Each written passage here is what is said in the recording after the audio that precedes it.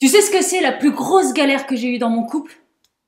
C'est réussir à rester moi. Je suis Caroline. Et je suis Eloa. Nous sommes ensemble depuis plus de 8 ans et nous avons dépassé le plus gros challenge de toute relation, passer du couple blessé au couple sacré. Donc aujourd'hui, ce qu'on va faire, c'est te donner les 3 clés pour réussir à rester toi et être toi dans ton couple.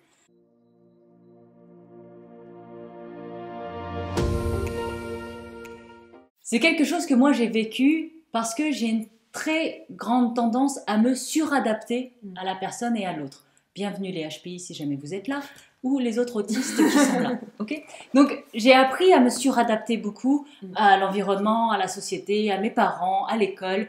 Ce qui fait que être soi dans le couple, au départ, c'était pas si simple que ça. Et ça m'a demandé d'avoir conscience de moi, d'avoir conscience de mes mécanismes de fonctionnement pour réussir à rester moi dans le couple. La première clé que j'ai mis en place, c'est d'arrêter de m'auto-censurer. Combien de fois est-ce que ça t'est arrivé à toi de vouloir dire quelque chose, mais parce que tu penses que peut-être l'autre va mal le prendre, ou peut-être que tu vas pas être comprise, ou peut-être que tu fais... Et tu te tais. On se rend pas compte, mais s'auto-censurer, réprimer ce qu'on pense, réprimer ce qu'on voudrait dire, ça prend une quantité d'énergie phénoménale. Et parfois, on peut même se retrouver à être fatigué en se levant le matin, à procrastiner parce qu'on a la flemme de faire les choses, parce qu'en fait, on passe la majeure partie de notre énergie à se censurer et à réprimer ce qu'on pense et ce qu'on a envie de dire. Est-ce qu'il y a des choses que tu as envie de dire et tu fais très attention à comment tu les dis? Tu fais attention à utiliser tel mot ou à amener tel compliment avant, ou tu portes tellement de charge mentale à ta manière de t'exprimer. Ça, c'est ce que moi j'appelle aussi de l'autocensure. En plus, c'est quelque chose qu'on a remarqué pour nous et même avec des gens qu'on accompagne, c'est que plus on met de conscience sur la manière dont on fonctionne, parfois la dérive, c'est de se censurer encore plus parce qu'on sait comment on fonctionne, on a compris comment fonctionne la relation, comment l'autre fonctionne. Et puis alors à partir de ce moment-là, on ne sait plus comment dire les choses, on ne sait plus comment s'exprimer parce que on sait déjà à l'avance que si je dis ça, il va se passer ça. Si je dis pas ça, il va se passer ça. Et du coup, on passe son temps à d'abord chercher dans sa tête comment dire les choses pour que ça se passe bien. Mais ça, c'est aussi de la censure. La deuxième clé qu'on a envie de te partager aujourd'hui, c'est de prendre du temps pour toi. Dans notre relation, pour moi, c'est ce qui a été le plus difficile. Alors, comme Eloa le mentionnait, j'avais aussi cette tendance à me suradapter. Et moi, du coup, je me perdais totalement dans la relation, c'est-à-dire que je ne savais même plus être toute seule, je ne savais même plus ce que j'avais envie de faire, moi, toute seule. Et donc, ça a été nécessaire de prendre ce temps pour moi, et c'est quelque chose qu'on continue maintenant encore dans la relation, et c'est hyper important. Mais donc, à un moment donné, ça a été vraiment nécessaire de créer ces temps pour moi, pour passer du temps avec moi, pour apprendre à me connaître, pour apprendre à me découvrir, pour me souvenir c'est quoi les choses que j'avais envie de faire, les rêves que j'avais quand j'étais petite, les activités que j'avais vraiment envie de faire, moi, qu'il y ait le couple ou pas. Et la dérive là-dedans, souvent, ce que j'entends dans le « je vais prendre du temps pour moi », c'est que les gens, ils vont juste s'affaler sur le canapé, à regarder Netflix comme ça, et à binge-watcher une série, ou à bouffer des cookies, ou... Et ça, c'est pas prendre du temps pour soi.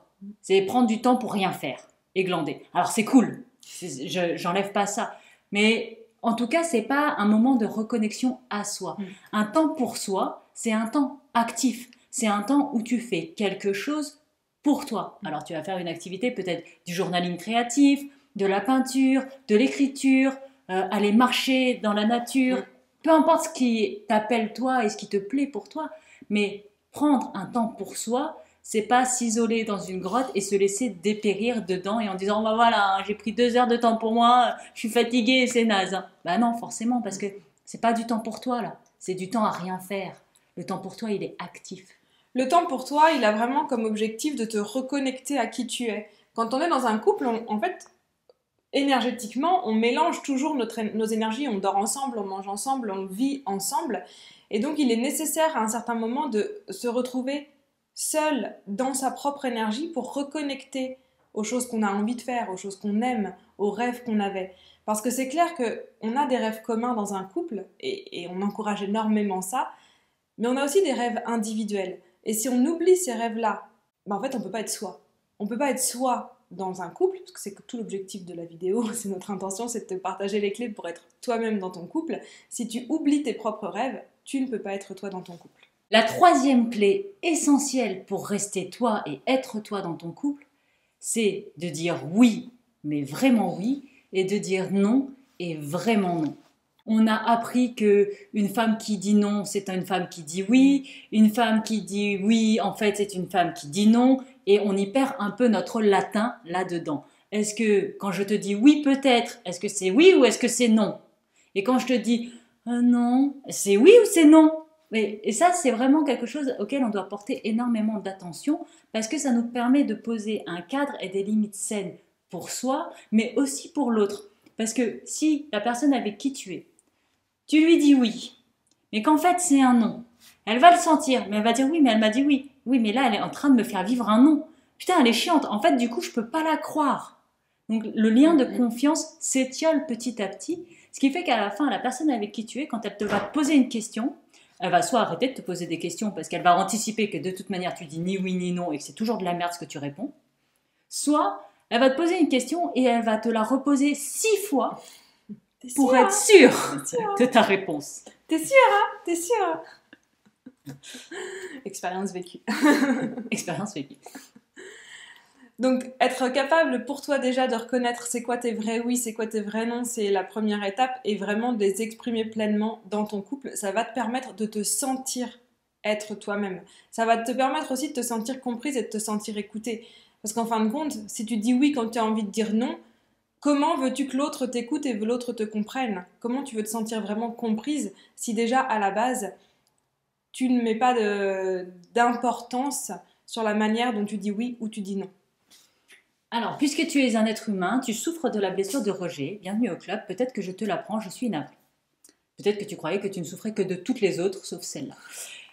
Et c'est pas le cas, désolée. Mais en fait, à partir du moment où tu as vécu et que ta blessure de rejet est activée, le non est quelque chose de très difficile à formuler, parce que tu as l'impression de rejeter l'autre. Et tu veux pas rejeter l'autre, puisque toi, tu n'aimes pas être rejeté. Et apprendre à dire non, et à l'inverse, apprendre à recevoir le non, c'est salutaire et essentiel. Parce que déjà, ça permet de guérir cette blessure de rejet-là. Se rendre compte que ce n'est pas parce qu'on dit non ou parce qu'on reçoit un non qu'on a moins de valeur ou qu'on est en train de détruire la relation. Au contraire, le non, ça peut être très sain de dire des non fermes, sans justification, sans tout ça. Juste non. Non est une réponse complète. C'est ce que nous apprenons à nos enfants et c'est ce que nous nous apprenons ensemble. Et donc, le non, c'est vraiment quelque chose à laquelle tu dois t'entraîner parce que ce n'est pas naturel. Donc, tu peux demander à ton ou ta partenaire de t'aider à t'entraîner à dire non. Donc, qu'il te fasse des demandes complètement incongrues pour que tu puisses répondre non. Et vous pouvez inverser pour que toi, tu apprennes à recevoir le non. Donc, pour résumer, les 3 clés qu'on t'a partagées aujourd'hui, la première, c'est ne te censure pas, ne te réprime pas. La deuxième, c'est pense à prendre du temps pour toi pour vraiment reconnecter à qui tu es. Et la troisième, c'est apprends à dire des vrais oui et des vrais non. Est-ce que tu sais quel archétype de relation tu incarnes? Si tu ne le sais pas, fais le quiz, le lien est dans la description. Et surtout, n'oublie pas, aime et grandis avec magie.